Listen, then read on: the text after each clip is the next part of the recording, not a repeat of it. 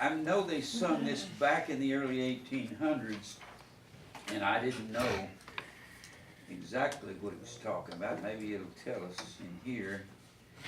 Those people spoke different than we do. This may have been in the 1700s. I know the old reformers, I believe, sang that, and some of the Puritans may have sung it. Depends on.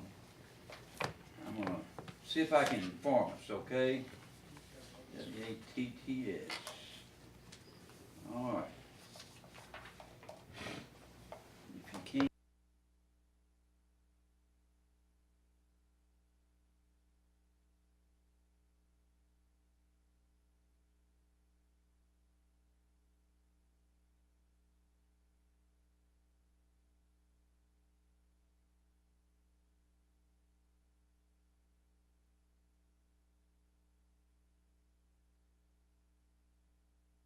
If I can read my title clear, written by Isaac Watts, Doctor of Divinity, celebrated divine and poet, was born in Southampton, England, July 17th, 1674. So that had to be a real old song. I knew I heard it.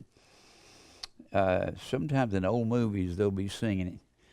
His father was the master of a boarding school in that town, a man of strong devotional feeling and a rigid nonconformist. He was imprisoned on account of his nonconformity in the time of Charles II. During his confinement, his wife sat on a stone at the prison door with Isaac then an infant, at her breast, young Watts earnestly displayed a love of books and imbibed under the training of his parents that turn of mind which prompted him to become a dissenting minister, probably dissenting against Catholicism. He entered into the study of Latin at 4 years of age. Huh? Wow. Very soon after, he began to study Greek and Hebrew under the Reverend John Penhorn, master of the Free Grammar School at Southampton. He was very studious, spending for books the little money given him in presents, devoting his leisure hours to study and reading instead of joining the other boys in play. The progress he made here induced some friends to raise a sum of money sufficient to maintain him one of his universities, and he decided to remain among the dissenters. Dissenters means he's objecting to what's going on in the church, to whom his ancestors had belonged for several generations. Accordingly, in 1690, he was sent to the academy in London, kept by Reverend Thomas Rowe, then minister of the Independent Meeting House in Haberdasher's Hall. Here he remained 3 years, studying with such zeal and application as primarily to ensure his health. He allowed himself no time of exercise, very little sleep. He used to mark all books he read, to abridge some and annotate others of them. Of his classical requirements of this period, Dr. Johnson says, some Latin essays supposed to have been written as exercises at his academy show a degree of knowledge, both philosophical and theological, such as very few attain even by much longer course of study. His leisure hours seemed to have been early occupied in poetical efforts. He intimates in his miscellanies that he was a maker of verses from 15 to 50. His Latin verses, written to his brother on the glyconic measure at the age of 17, are remarkably easy and elegant. He made considerable proficiency in the study of Hebrew, logic, and scholastic divinity, but his acquirements in mathematics and the physical sciences were inconsiderable. In 1693, he joined the communion with the congregation of Mr. Rowe, and 1694 returned to his father's house, where he spent 2 years in private study and devotion. So that's all I've got on him. Well, that's not all I've got, but I'm not going to read the rest of it. So he evidently was a Puritan, or he was a dissenter against what was going on in the church. He didn't like it. So he had a reason for writing that song. Let's go to the next song here. Page 28. That's how those McConaughey Strong are profitable. Just go in there and look up the writer of a song. And I was just reading online too. It's saying he struggled with the doctrine of the Trinity, and also he what? He struggled with the doctrine of the Trinity, and also he didn't believe in, like, he believed in predestination, but he didn't believe in, like, being. I can't understand what you said. He didn't believe in being ordained to hell. He believes in universal atonement, like the Arminians. Oh. Well, I don't believe in universal atonement. Right. Anyway. Well, let's sing I Found a Friend. You know this? I know it, but... Well, I can look at something else. We can do something else that's... why don't we just sing page 70? That way you know that. Or 71. I know you know 71. If you don't know that, you're dead. I do. Yeah.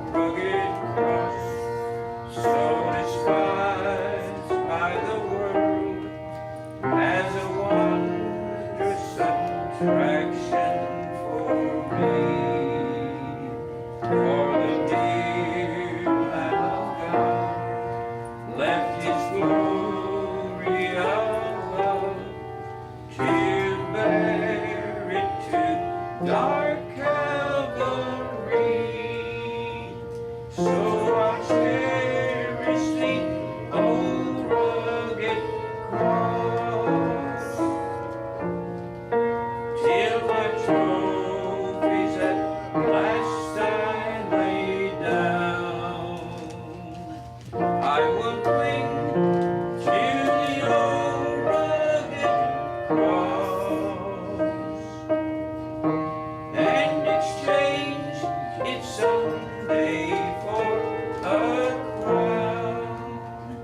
In the old rugged cross, stained with blood so divine, how wondrous beauty I see. For 'twas on that old cross Jesus suffered and died to pardon and sanctify me.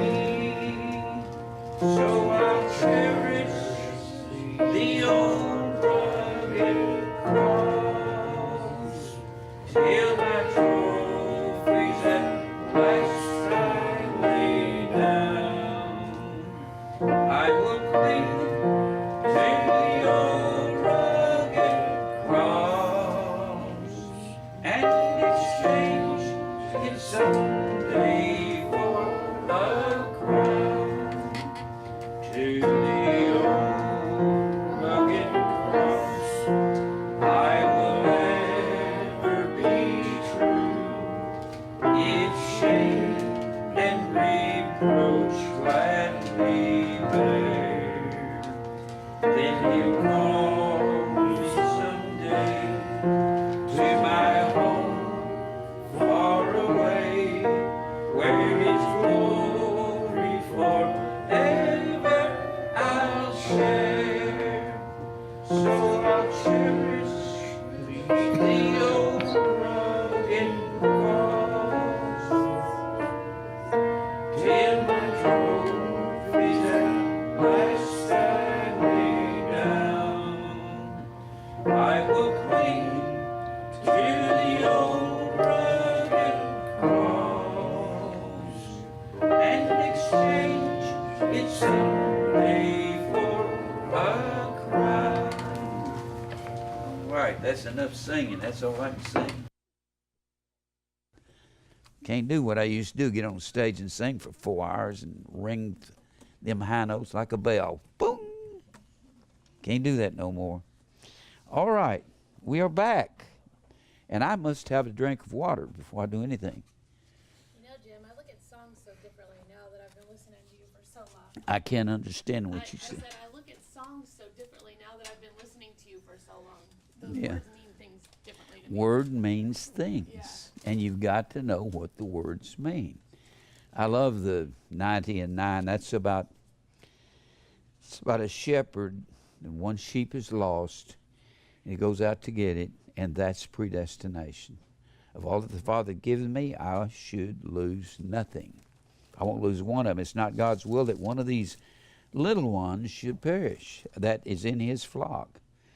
All right. Now we're going to do what we've been doing. We're going to, I'm looking at something. Y'all have to excuse me.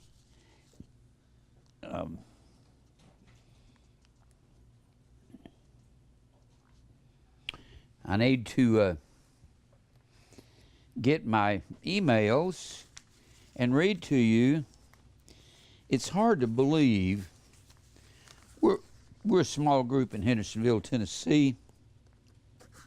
We may have 45 people, 50 sometime on Sunday morning, have 12 or 13 or 14 or 15 on Sunday night.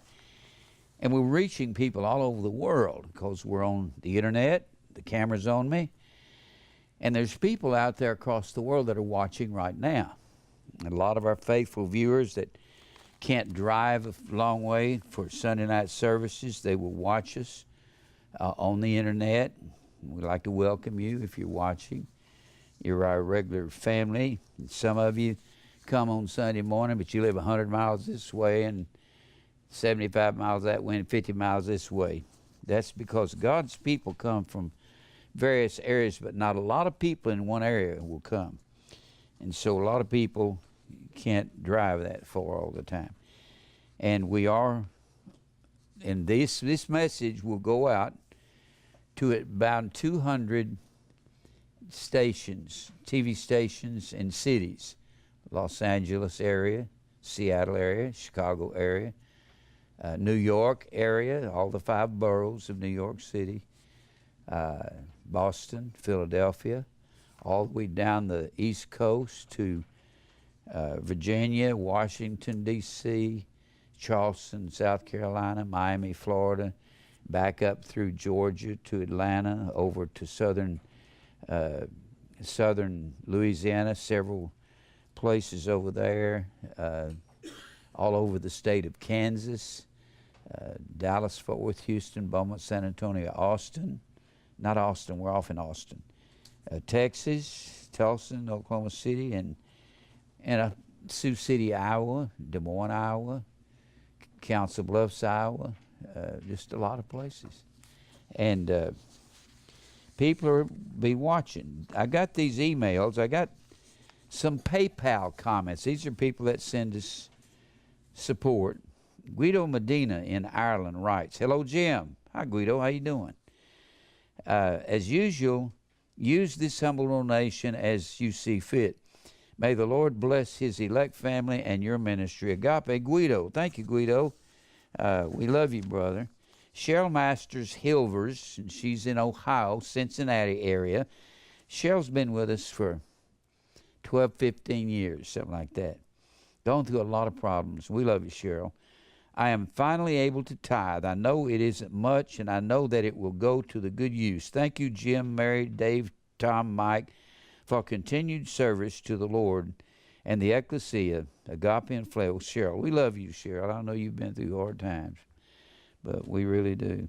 Alex Dixon in Massachusetts, I'm free-falling out of the well way.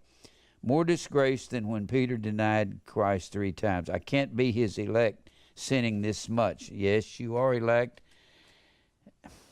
God's going to whip you and beat you, so that's the way it works. Please pray the will of God in my life, a wretched sinner, Alex Dixon. Well, the will of God is being done even when you're off in that sin. K.D.B. Burton commented on Sons of God Marry the Daughters of Men, explained, angels do not sleep with women. This is 100% accurate. People are nuts to think angels had sex with humans. Yeah, right, that's mythology.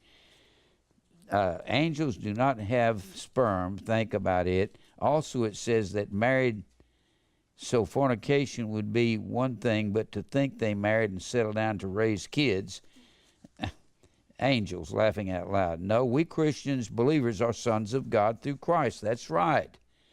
Sons of God marrying the daughters of men are believers marrying unbelief. We are sons when we are in Christ, John 3:1.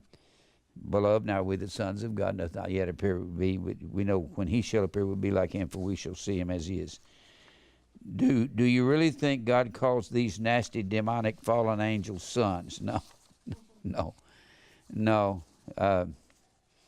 Then we got an email from the church is the temple of God. Well, this is a message I preached. Layout, articles, and furniture of the temple. S. Templar. Thanks, Jim. Thank you, Brother Templar. Stephen Fiore, predestined to the likeness of Christ. He's commenting on this. Thank you, Jim. Another good sermon. Thank you, Stephen. We appreciate that.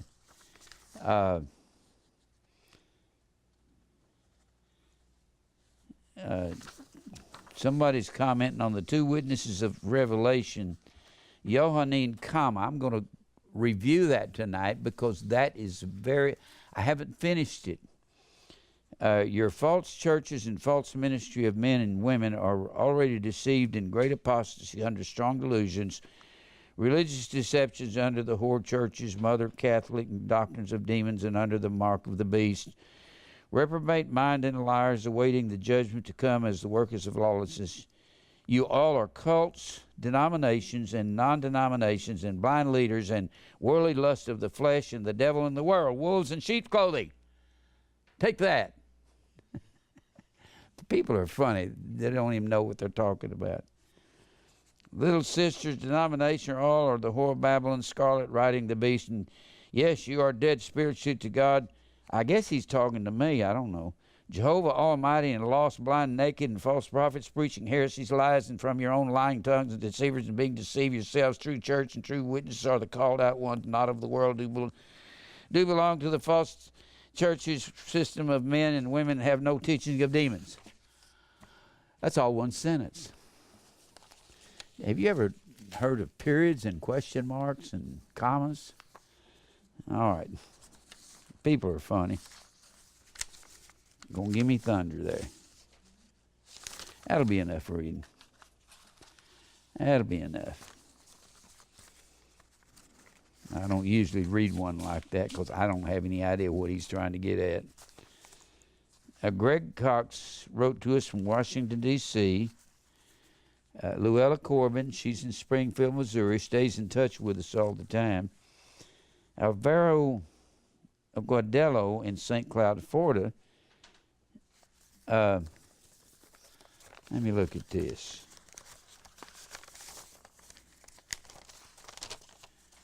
He's a Spanish guy. I want to thank you for the DVDs you send to me. I really enjoy all your teaching, full of truth, biblical truth, not only enjoying but learning a lot. Deal with receiving the gospel. Praying prosukomai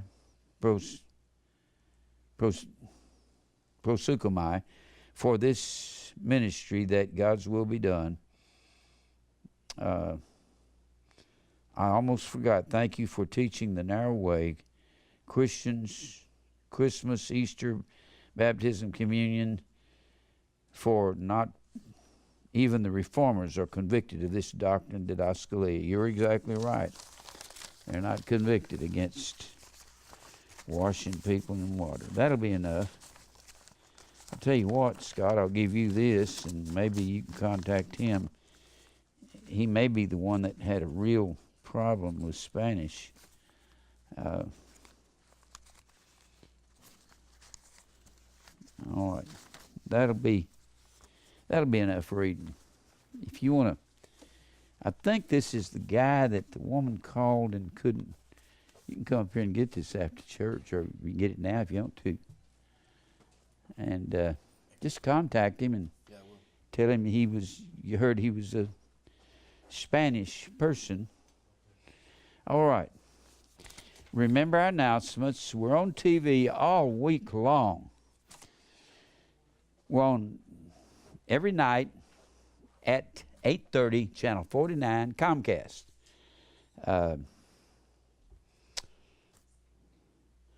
And we're on Sunday morning at 8:30, Comcast, Channel 49, twice. We're on Wednesday night twice, following one another, 8:30 to 10, from 10 to 11:30. And be watching us. I said it this morning, if you will watch these DVDs, you will get an education in the truth. I don't know if you realize this. I'm teaching things that nobody in America is teaching. Nobody. I've never heard anyone talk about the spirits in prison. I've never heard any preacher or doctor of theology teach on the 70 weeks of Daniel that knew what he was talking about. I've never heard any preacher that really understood the Old Testament and what it was about, the shadows and the very images. We support our needy people. We got a bunch of needy people. I picked up about $1,200 worth of cashier's checks to send to some poor that we have, and they are poor. Some of them make $450 to $80 a month. Some make $500 to $600 a month, and they're living on that. I don't know how, but they are. You want to help the needy believers. These are believers that's been with us for years. And some of them are disabled, some of them are in their 60s and can't work. And some of them have been disabled for years, and they didn't pay enough taxes to draw any decent amount of income, and they are just scratching for a living. So you want to help, make your check to Grace and Truth and put needy on the bottom of that, or you can send gift cards. We appreciate that. And we are here, we're helping Scott and Delilah. We're going to do everything we can to get this Spanish-speaking ministry up and going. And Scott's on the internet, preaching in Spanish, meeting here every Tuesday night at Grace and Truth, preaching all these messages that we preach in Spanish. And it doesn't have to be the depth that I go into. All they need to do, they're completely they're not acclimated to this message. So when Scott preaches, he's just giving them a basic picture of these truths, aren't you, Scott? Yeah. Just give them a basic picture, because Spanish-speaking people that come here from Mexico and come here from South America or the Caribbean, they're not educated in anything when it comes to the Bible other than Catholicism. So he's trying to give them a basic message in Spanish, and God will open the doors as he sees fit. We're going to keep doing this till this thing catches hold among the Spanish-speaking people. So they're living here, doing their missionary work from here. So they need your support. Give as much as you can. It costs to be on the internet and to be on TV. We're going to try to see if we can't get him on TV around the country on a bunch of the public access. Public access is free. What's difficult in getting started on public access is cameras, the mixer back there, these things. And we were very fortunate. There was a couple coming here years ago. Back, we were meeting over at my house then, and their company was redoing all their cameras and equipment, and they donated us all their 3/4-inch machines, which most of the TV stations were using back then, and donated cameras. They were outdated, and we've replaced everything since then, but that's what got us up and running. Well, we've already got that for Scott to take advantage of, and we're going to keep doing this. So support them. I beg you to support them, because you can't do this kind of a ministry on a shoestring, and we're going to keep on doing it. Now, remember our picnic? It'll be here before you know it. I say it every year, and boom, boom, and here it is. So the 1st is tomorrow. So the following month is June. And June the 17th, be about 3 weeks, or about 7 weeks away, excuse me. About 7 weeks away, we're going to have our picnic right here in Hendersonville on the lake at Rockland Recreation Center. Make preparations to come. You got motels here right on the same street, Main Street, as the church. You got Relax Inn down here, Relax Inn. And you got right down here, In-Town Suites. Give them a call, make a reservation, and come and join us in our picnic on the 17th. If you can come into town on the 13th, stay with us through Sunday. Come on Wednesday and stay. If you can't, come whenever you can. And we appreciate everybody. All right. I'm looking at something. Well, let's go to the Lord in prayer. And Rusty, why don't you pray for us? Father, thank you for this chance to come and learn the Word. Thank you, help us to, Lord, apply these things of those that are struggling. We ask all these things in Jesus' name.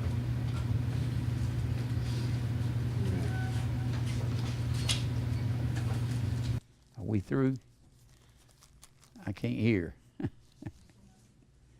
All right.